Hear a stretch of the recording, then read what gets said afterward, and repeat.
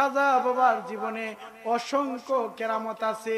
দরবার শরীফে যদি 1 কোটি জাকের তাকে 1 কোটি কেরামত আছে। মারহাবা বলে। যত দরবার শরীফে এই এলাকার থেকে, এটা জগৎপুর না, এই জগৎপুরের মানুষ কি এমনি গেছে দরবারে? কি কর, অনেক দরবার শরীফের পীর হুজুররা আইসা এলাকায় এলাকায় মাহফিল করে, সম্মেলন করে।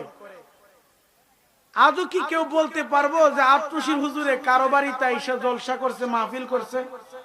জোরে বলেন, করে? কেউ বলতে পারবেন যে 80 দশকের জাকের ভাইরা আছেন না, প্রবীণ জাকের ভাইরা, 50-60 বছর হয়েছে, আপনাদের জীবনে দেখছেন হুজুরে শরীয়তে আইসা কারো বাড়িতে আইসা জলসা মাহফিল করতে? তাইলে আপনারা গেছেন কোন পাগল হইয়া?